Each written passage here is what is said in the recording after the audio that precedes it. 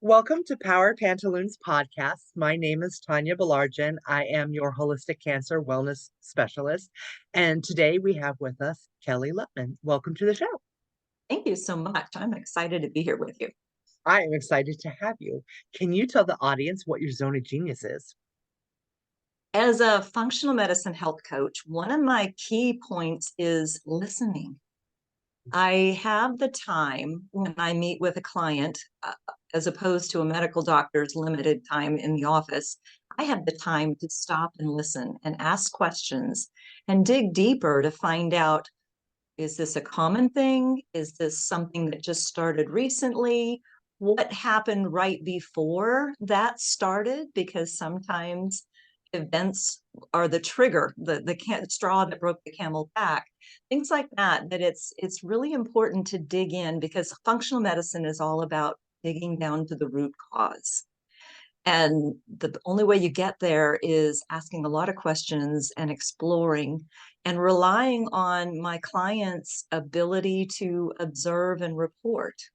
Sometimes I have to teach my clients how to observe, because we aren't always paying attention to what our body is saying to us. Oh, Um, but but it's amazing what you can do when you are digging down to find the root cause, what the body's message is through those symptoms, and how you can support it with what's missing instead of covering it with a band-aid of a medication. we're going to have a beautiful conversation. So I already have questions, but we're going to start off with, do you do telehealth or just in-person visits? Combination. So I can meet with people online. Many of my clients are outside of my local area. I do have fun when I get to meet my clients in person. It's nice, but to me, using telehealth Zoom, I at least get to see them. And Yeah. I use that as part of, I've never been really comfortable with telephone, because I can't see the facial expression. I can't see the responses. And that's a part of my reading the reaction or response to questions. So Absolutely. Where are you physically located? I'm outside of New Orleans in Slidell, Louisiana. So down in the coast, where currently it can't decide if it's trying to be fall or still stay in summer. So we're Oh, it's having about decided up here. a 40-degree span in temperature from the morning to the evening. So it's like crazy. Yes. And do you take insurance or no? Most functional I'm not medicines able don't. to take Yeah. insurance. Health Okay. coaching does not qualify. However, if someone has a health savings account, they They can can use use that. their health Okay. savings All right. account. So that's an Awesome. option. Yeah. I had to ask all those questions because they're Sure, super important. sure. Mhm. Um, and I love functional medicine. I think that all medicine should be more like that. I think the holistic approach, the determining what the root is, should be Yeah, what medicine is yeah. about, right? Not just putting a pharmaceutical band-aid over something. Um, not listening to your patients.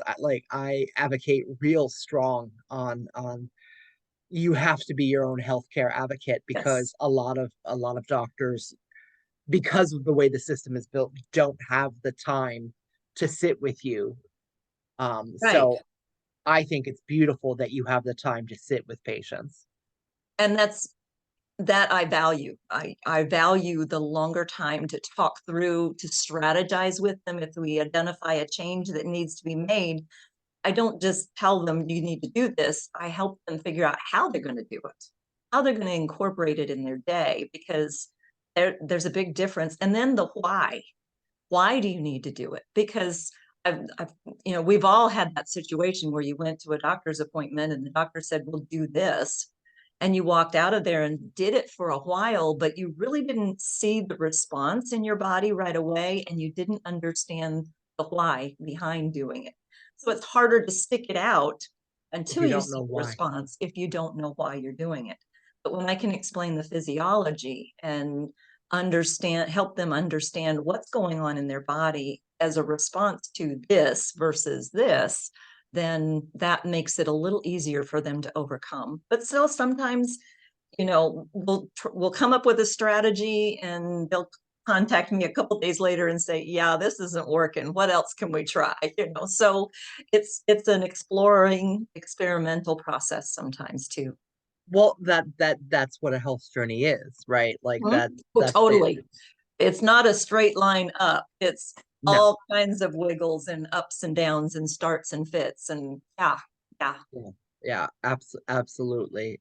When I was going through my cancer journey, I incorporated alternative wellness modalities Mm-hmm. to my oncologist's treatment plan, and I did discuss it with him because Mm-hmm. your medical team needs to be fully on board with what you're doing, especially in an instance like that, right? Like, Sure. Sure. and you have to trust your medical team. You have to be in alignment with everything that's going on. So, and they Well, need to know what and you're doing. expanding your team beyond, the medical team is there, but maybe you need others on your team too. Maybe you Absolutely. need a health coach. Maybe you need someone that's helping you soothe or ease the fears and the stress and things like that. So someone that's doing sound therapy, someone that's guiding you through emotional freedom technique tapping, Yep. it can calm Reiki. things. There's so many different modalities that can be incorporated that can help the whole person through the process. That's the key. Yes. And your body intuitively knows what additional modalities you want. Mm-hmm. It does. I tried some stuff that I was like, mm-mm. And I don't even remember what they were at this point because it was Mm-hmm. 16 years ago. But I do remember the things that I was using. And what's really funky about it is every once in a while, something will happen and be like, oh yeah, I did that too. Like Mm-hmm. it's kind of amazing all of the layers that you can add into your healing Right. that aren't traditional medicine. But they make a difference. That's Yes. the key, because traditional medicine doesn't think of body, mind, and spirit. It's really focused on body alone. And mind and spirit play a part. The mind body connection. What's going on in your mind is going to affect the way your body responds to any kind of treatment. And it's key to incorporate that mind into the process, where medical science, the science is agreeing, but medical science hasn't quite caught on to how important and how valuable even the placebo effect is. And they see the results of that, right? Like Mm-hmm. they can see the numbers and they can see that people taking sugar pills are still getting better, and they haven't quite correlated to that to the to the real key. And as far as I'm concerned, Mm-hmm. mindset is the number one thing. It's Yes. that is the capstone. And Mm-hmm. right under that is your nutrition, what you're putting in your Mm-hmm. mouth hole. Like it's Yep. super important. Yep. Um it's transformational. Exactly. My audience has heard me talk about the fact that every day there was one item on my to-do list, and that was I changed my underwear and put on Wonder Woman's panties because Wonder Woman doesn't die. That was the Yeah. physical representation of me actively deciding to live every day. Like that was the only Exactly. item on my to-do list. And I'll admit, some days I just was so overwhelmed and exhausted that I didn't even change my underwear. But like 98% of the time, that's what was going on. And even if it was a day that I was staying at home or a day that I was going to whatever treatment or whatever, right? Like if I was Mm-hmm. going to go for a walk in the woods or the variety of things that I did, the number one thing was I'm going to live today. I'm choosing to live That today, was no matter. a Yeah, decision, setting that intention. This is yes. my day. And, when you put those Wonder Woman pants on, did you take the Wonder Woman stance? You know, not always, Not always, but not always, there but is I will something admit, psychological about taking that stance. yes, It's yes. amazing. It's amazing. There's and I don't remember where I read it, but so there was a little study where they took two groups of children Mm-hmm. and they gave them a puzzle that was not solvable, and they told one set of the children to pretend that they were Batman, Mm-hmm. and then the other they just let do, right? And so the kids that were Batman worked at the problem longer Mm-hmm. than the other children because they were Batman. Like, so Mm-hmm. if you think you can, Yes. you can. Yes. And Exactly.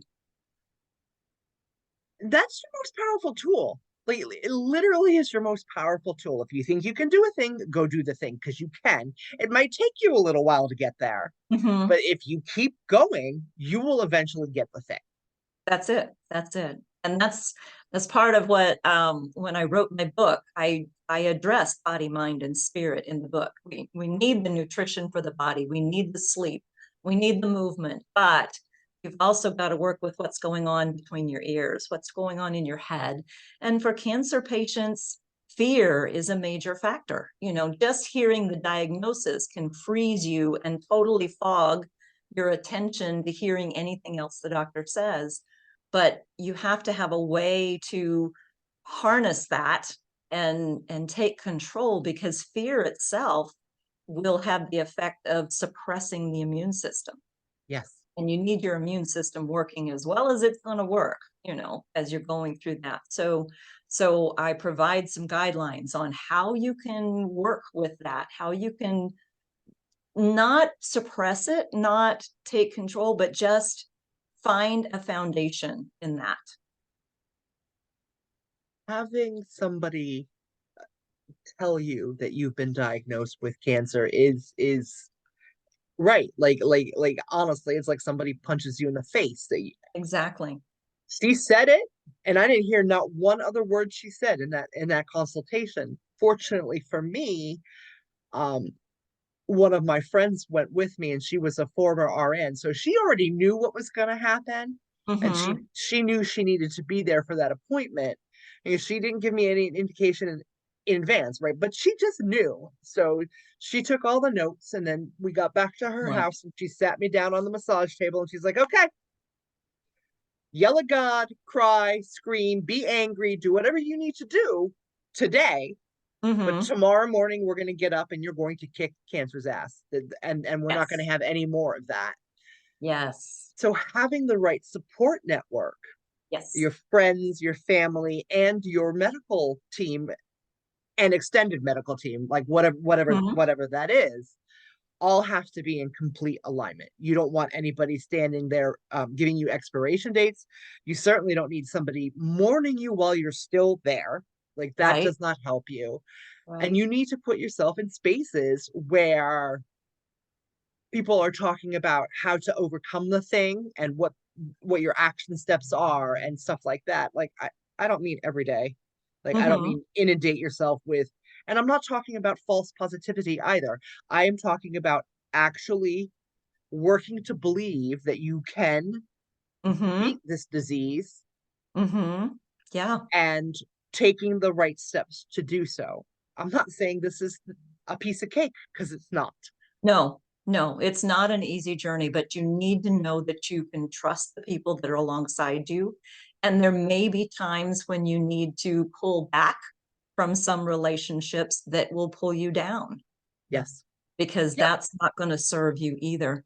But sometimes you need to evaluate how supportive, how encouraging your medical team is. The very first cancer patient that I coached was a friend of mine who had had surgery to remove a brain tumor. And I knew she was getting ready to start treatment. And I just approached her and said, they are not going to support you nutritionally. You need more on your team. You need to be working on this on your own while they're doing this. And so we started working. She was a little bit reluctant, but she was willing to make the changes. And she went through, I don't remember now, I think it's 8 weeks of radiation treatments. And then was going to start chemo. But we started a couple weeks before she started radiation, and she'd already done some significant changes to her diet, started the radiation. I kept in touch with her in the process, and she seemed to be doing really well. But several weeks into the radiation process, she was not having any symptoms, and her doctor accused her of being in denial. because she was unlike any of his other patients. She did not have the extreme fatigue and all the other symptoms. He wanted to put her on antidepressants because he thought she was denying what was going on. And I supported her. I said, no, Annie, you are making the difference by changing the way you're eating and supporting your body and what it needs. And that's what made the difference. And she ended up changing oncologists because he was fighting her.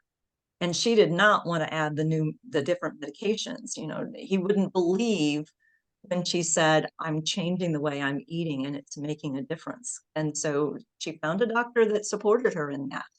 A And lot of them are very pigeonholed in what yes, they're, yes. and it's sad, Mm-hmm. but it's beautiful that she advocated for herself and Exactly. found a provider that was going to support her. I am all about that. You are allowed to fire your doctor. Yes, because they are a care provider. You know, many in our generation are remember Marcus Welby, MD, on TV, and how, you know, he delivered you when you were born and he's been your doctor forever. And how could Ever. you possibly leave that doctor? But anymore, that's not generally the case. You're seeing different providers for different purposes. And if that provider does not honor your insights, does not listen to your requests, you have the right to change providers. What That's I an like to tell option. people is that it is a medical practice for a reason. Mm-hmm. They're educated, absolutely. Yes. However, they don't live in your body. You do. You live there Mm-hmm. 24/7. This is your vessel. So while you respect and honor what they're saying, they also need to respect and honor Yes. what you're saying about your Yes. physical space and what's going on, what your reality is. Mm-hmm. They don't have to believe it. They just have to acknowledge that's how you perceive it, and trying to force you into taking medication that you don't need is obnoxious. Yeah. Yeah. So it was my first real experience with, wow, you know, she was standing for herself. She lost 30 pounds because she corrected her diet and was no longer carrying a lot of inflammatory weight. Um, she did wonderfully through radiation. Chemo was a little bit more challenging for her, but it just was, she was shocked at how big a difference it made for her. And it really reinforced for me the importance of what you're nourishing your body with. Yeah, the for me, I absolutely, my 1-2 punch is mindset, and then Mm-hmm. the The nutrition, nutrition. and then the rest. You Yeah. know, Yeah. Body support. You know, I talk about nourishing your body by being outside in the woods. You talked about going out to walk in the woods. There is just something, we don't recognize it in our busy culture that often lives in concrete jungles, but there is an immense power of nature to restore our bodies when you will give it the opportunity. And I talk about, you know, being out in nature. If you can walk in a forest, great. If all you can do is sit at the base of a tree, do it, because that connection with that tree will make a difference in your body. And just grounding, being barefoot in grass or on the beach or in dirt if you really want to. If you're a gardener, I recommend my clients, if they're gardeners, go out barefoot and be in the garden barefoot, because you are grounding and connecting with the earth's ions, and it's coming up into your body and it makes a difference. all you need is 6 minutes a day. Yeah, yeah.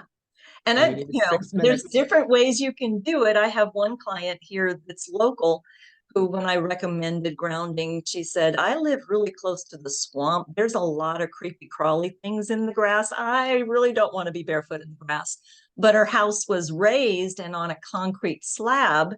And so concrete will also um, be a conduit for the electrons from the earth. And so I said, okay, sit on a chair with your bare feet on the concrete and you'll get the same effect. You were talking about basically forest bathing. Like the Yes, Japanese, exactly. absolutely, Mm, they Shinrin Yoku. right. So like Americans don't quite get. I mean, there's a bunch of us that do, but Hmm. culturally speaking, it's not a thing, right? But other cultures do recognize nature being a critical aspect Yeah, of our health. yeah. There's a whole chapter in my book about that, as well as, linked studies that talk about the benefits of being out in the forest, how they've shown that it reduces blood pressure, it calms the body. There's so many different things it can do just by being out in nature, whether you're walking or sitting. Either way, you're getting that benefit. Yep, absolutely. Absolutely. And I could talk about that forever. Hmm. The sun's first rays, Yes, your vitamin yes. D. Exactly. And if you have trouble sleeping, it's very beneficial first thing in the morning when you wake up to get either outside with your eyes not covered by sunglasses, but getting sun into your eyes. Or if you're not comfortable going outside, maybe it's winter, sit by the window and get your eyes looking outside with the sun coming in. That will rebalance your circadian rhythm and help you with sleep later in the day. Yeah, Makes a difference. sleep is super important. Hmm. Yeah, absolutely. I just there's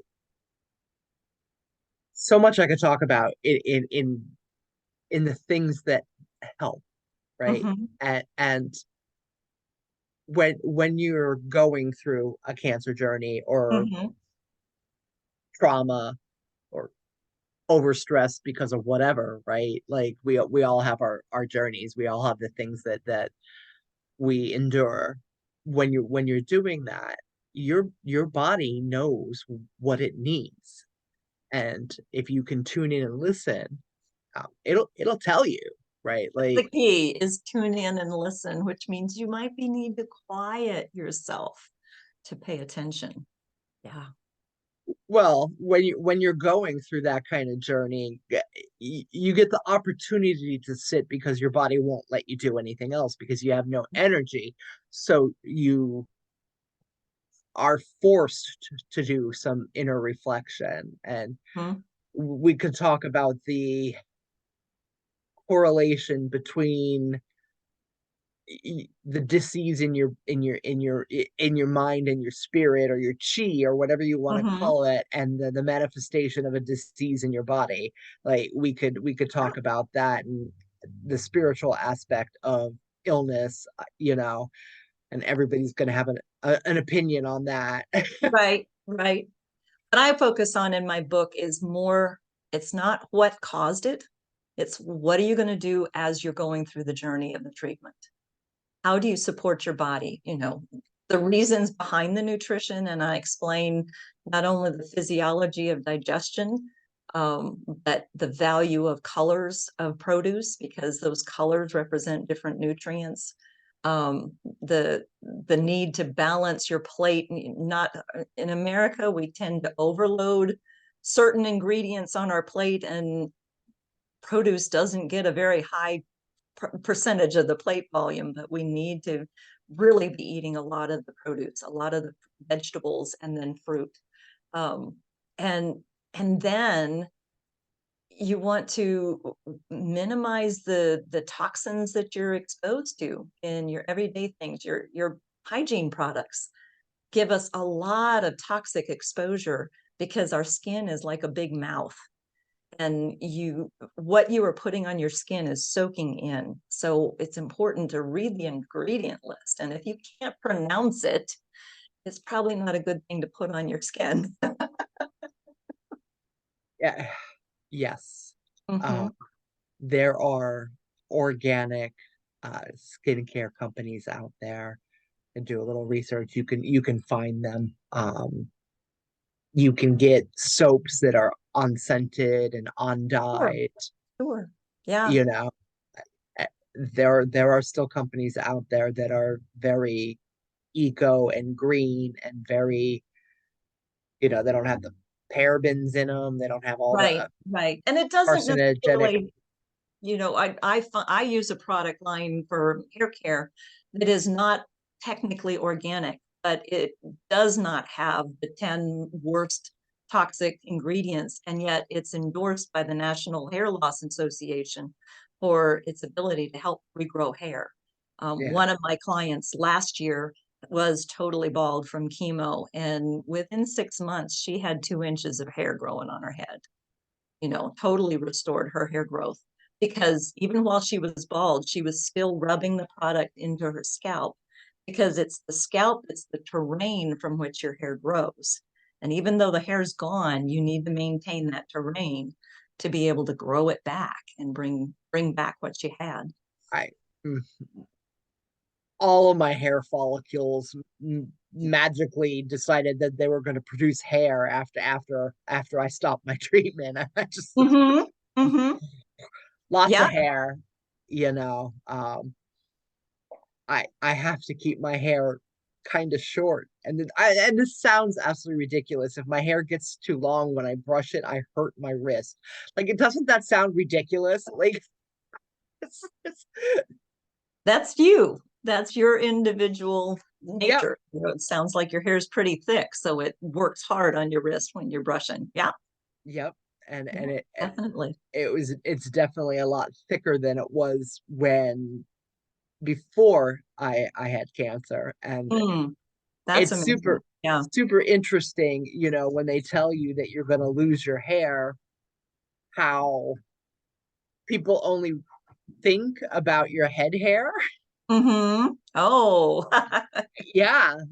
So I did a whole mohawk activity, and I was rocking that for a little while. I was like, I'm 38. I've never had a mohawk. Let's do that. That sounds amazing, right? And then so hmm we did that, and then shaved the rest of it right before I went in, and forgot I had hair on the rest of my body. Like, because even though it, right? Like, you're in such a state that you don't remember things. And even if it's common sense for you to remember that, hmm you don't. So, one of the things I like to tell people is that you have more hair than just the hair on your head. So, hmm act accordingly.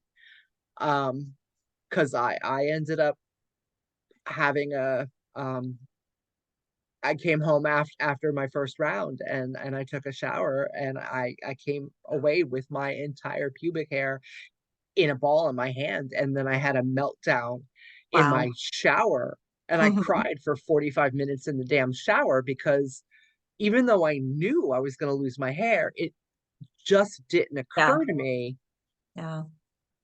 And if I could save even one person from having that experience, I'm Sure. going to talk about this because it's that important to me to talk about some of the horrible, gross stuff, right? Like poop. We could talk about hmm poop when Oh, I you're don't have any trouble talking about poop. when you're irradiated in your abdomen. your hmm your body doesn't always tell you with enough time when you're Oh. going to go to the bathroom. hmm And so I have absolutely been in public and I've had poopsidents, and they're humiliating. And Yeah. then I really had to sit with myself and just be like, listen, poop happens. hmm Everybody has shit their pants. Everybody. hmm And do I want to do it as an adult? No. No. But eventually, if you're lucky, you'll get old enough to start pooping your pants again, right? Like, so back to mindset. How Yeah. you Give can't control yourself the grace. situation.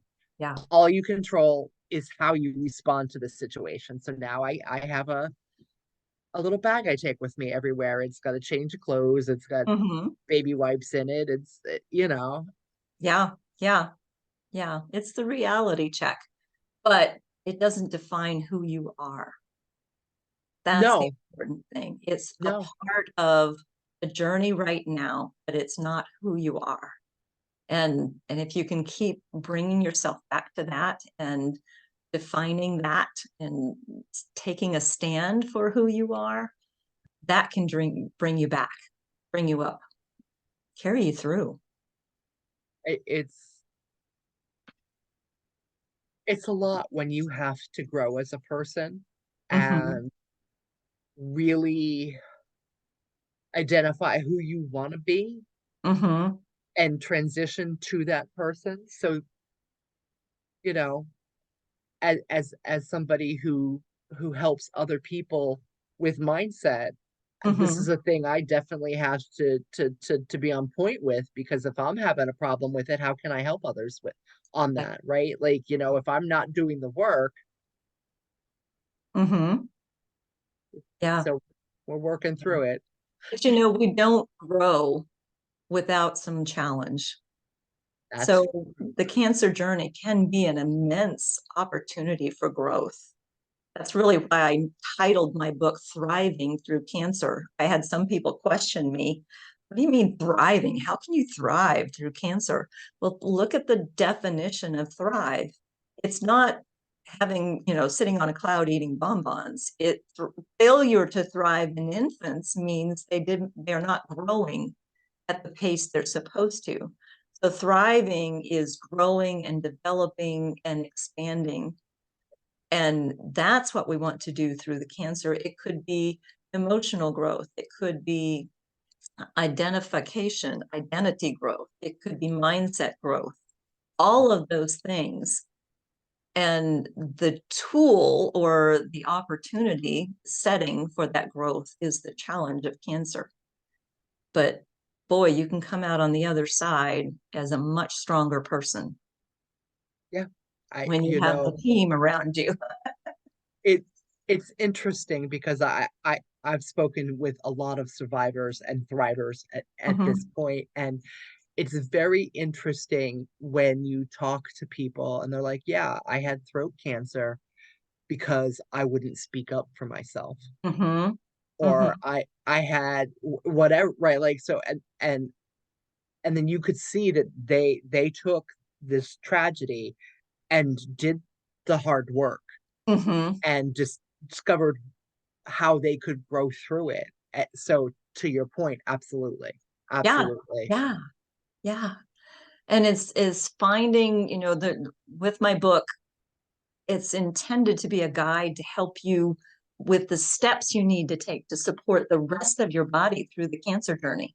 Because let's face it, the chemo and the radiation is supposedly directed at a certain place, but there's other parts that get affected. And then chemo is an internal treatment that goes everywhere. And they're just hoping it hits mostly the cancer cells. But if you are not supporting the rest of your body, the non-cancerous, non-malignant part, it will become collateral damage. And it's so important to recognize this because your medical team is totally focused on the cancer, but you can take control. That's an area that you can control, where so many with a cancer diagnosis feel like they lose control because you're just told, be here, be here, do this, whatever. But supporting the rest of your body is where you can take control and make a difference to be able to thrive. Because if you don't support the rest of your body, it will struggle. Absolutely. And you do need to take control. Mm-hmm. Your doctors, absolutely. Their goal is to get you through the cancer journey. That is, Mm-hmm. and that's Mm-hmm. all they focus on. They don't think about or acknowledge the after. They don't talk about what may happen, what may not happen after. Mm-hmm. And I don't think it's because they don't care. I think it's because one in every two people is going to have some form of cancer before they die, and there's just an onslaught of patients, and they don't have time Yeah. Yeah. to even consider next steps after you make it through, if you make it through, right? Like, so you are responsible for building your team. So Right. Right. all of your medical team, all of your support, like Mm-hmm. your friends, your family, as you were talking about earlier, you may have to step away from some people because they're Mm-hmm. not supporting you in the ways that you need to be supported. When I was speaking with another survivor, he was like, so I had the one friend that I could call at 2 a.m. and just bitch about what was going on and vent and just Hmm. blah. And Yeah. then and they would say, "Are you okay?" And then that would be the end of the conversation. Then I had a different friend that would come pick me up and drive me around the block so I could be out of the house. And then Hmm. I had a couple of different friends that I could call and be like, "Listen, I just don't have the spoons to make dinner. Can you bring me a pizza? Can you Hmm. whatever?" Right? Like, so different people can provide different things. So you Yes. if you Yes. spread the love out, then your caregiver, whoever that caregiver is, has less to do, because Right. being a caregiver is extraordinary. Yeah. Yeah. And And it so helps when you can make a list of the little things that would help, so that when a friend says, "How can I help you?" you can share some of the ways they could help you. But if they are not able to, you also need to be willing to bless and release, yes, because there will be those friends that are I just cannot. caught up in their own stories, or maybe have had family history with cancer and they just can't deal with your cancer. Yep, And they don't so have the spoons, it's they don't have not the their, ability. yeah, it's not their lack of love for you or compassion. It's just you need to release them and Yep, recognize that not everybody is going to be able to give you what you're asking. But it's yes, not, it's not it's not something that's a judgment on you, right, and not right. really on them either. It's just No, understanding where they are and meet them where release they're them, at, release them, or release them where they're at, right. because absolutely. And you are allowed to ask for the things that you need. Hmm. And if the person is not able to provide it, that's okay. Find Hmm. somebody else. But Yeah. yeah, be honest about what you need, right? And know when it's time to let them go. You can Hmm. circle back later. You don't have to. Maybe that's just when you part, because that does Hmm. happen. But you need to worry about you and Hmm. your mental health and your emotional well-being, and worry less about others Right. when you're going through this, because frankly you don't have the spoons. You barely Yeah. have enough Yeah. spoons to dress yourself in the morning on some chemo days. Yeah. Yeah. So And that's another important aspect, is when you are going to the infusion center. I've had reports from clients that, when I was sitting in the infusion center, they came around with a lunch cart that had cookies and cakes and white bread sandwiches and juice boxes garbage. and all sorts of garbage that had no business being eaten by a cancer patient. And so my clients would go equipped with smoothies, with, so a protein bar that was not high in sugar but had some good levels of protein, different things that they just knew they needed to bring their own, and not, uh, you know, not use on what that, was on the cart. sometimes you are going to eat that Hmm. because the healthy stuff won't stay down, or like, Mm. like when you're overly nauseous and the smell of the healthy food makes you even more nauseous, you're not going to get it in, so you need to get something in, so you're going to eat garbage food. Hmm. That is a real thing. That is a reality for some cancer patients. It absolutely is. um a lot of people lose weight because they have no appetite. They Right. have no They're so nauseous they can't even consider trying to eat, Right. because of the drugs, or because of whatever is going on. So Hmm. do the best that you can for yourself Right. in the moment. And if you're able to eat the things that are healthier for you, obviously do that. But Right. Right. if Do it. if you're not, and all you can do is eat the thing because it's the only thing that smells right and that you can actually get it down, then then do that. Yeah. Yeah. I read a really interesting resource from a health coach who does a lot of um, cookbooks and recipes and things. And she discovered in working with cancer patients that there are some ingredients you can add because chemo changes your taste. And she said when your taste feel is very metallic, if you add a little maple syrup, that can shift the metallic flavor of the food. If it's super sweet or super sour, you can add citrus of all things. We think of citrus, lemon or lime juice as being acidic and sour, but it works in the chemistry of the food to help counter and balance flavoring. And she said, I've not had this taste in my mouth to be able to taste it. But she said, when the food just tastes like cardboard, adding Himalayan pink salt can help the cardboard taste, What you which is just said, interesting. all of what you just said is absolute gold, Yeah, because because it can make the difference in someone eating the better things or yes, not, right? yes, Yeah. yes. Metallic is a thing. Mhm. Like all of those experiences are real. Yeah. Like, and your sense of smell also changes. Mhm. It can be very difficult, So that's very where having difficult. a toolbox, Yes, what are the things that I could do to shift this so that I can keep nourishing my body and keep eating the right things. I even have a chapter on how to maintain your weight healthfully, not using the sugar and the high calorie stuff, but actually working the way the body is intended to maintain weight.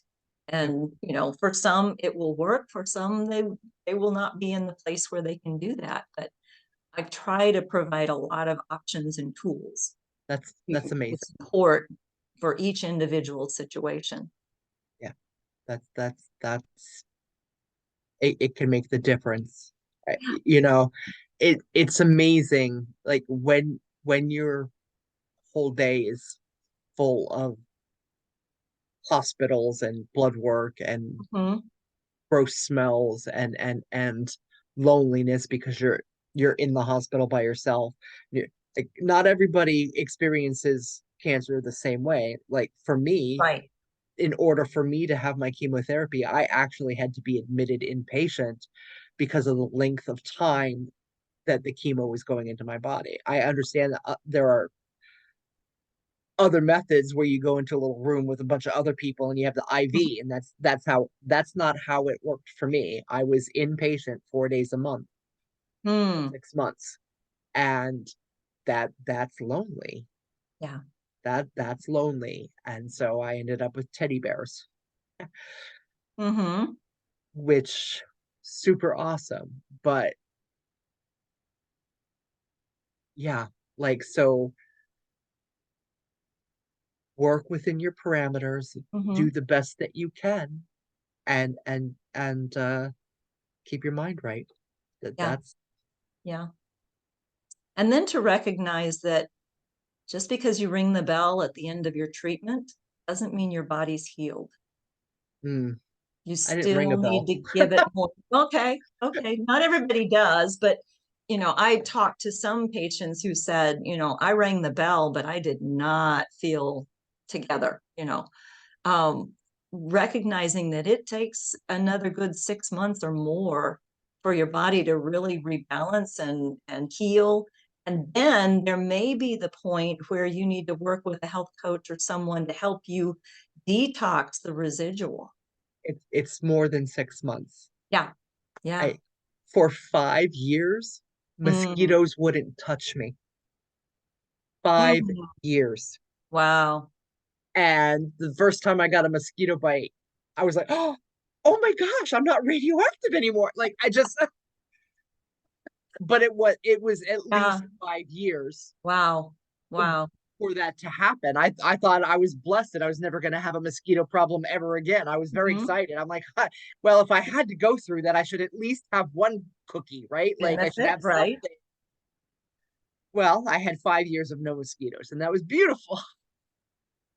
So lasting, Mm-hmm. long-term body chemistry changes. Oh yeah. And, you know, it just, yeah. All right, Kelly. Mm. I understand that you have a resource for the audience. I do. I have a piece that I took from the book, just a chemo toolbox, a chemo tolerance toolbox, because there are things you can do when you're in the midst of chemo. And I guess having heard that you did chemo inpatient, a little bit different. But if you are doing chemo, either by oral medication or infusion, where you can help your body recover from it faster. Different tips that you can get. Water is going to be key. You need to be Mm, drinking a lot of water to hydrate and help your body flush. But there's several other things in the handout that could be valuable tools to support each individual in coming through chemo, because it's a rough road. it It is. definitely is a rough road, and it may be necessary, but you need to protect the rest of your body in the process as well. I'll give you the link for being able to download that piece. Yep, and I'll make sure that it is in the show notes for everybody who wants that. They can just go ahead and download it. I really appreciate you being on the show today, Kelly. Thank you for joining us. I appreciate the opportunity to talk and to support patients. The whole reason I wrote the book was because my heart is to support patients to come through stronger. And whether I do it through the book, I am developing a course that could be done Okay. online. But then maybe they just want to talk to me about coaching. If Yeah, they feel like they need someone to hold their hand a little bit more or guide them a little bit deeper individually, that's yeah, available too. yep. We'll make sure your website's there as well. Thank Awesome. you. Thank you so much, Tonya. I celebrate your victory as a warrior who survived. Thank you. Yep. All right. Well, and that's that's how we end the show. Uh, uh, to the wonderful cancer warriors out there that are Yes. thriving. Yes. See you next time. All right.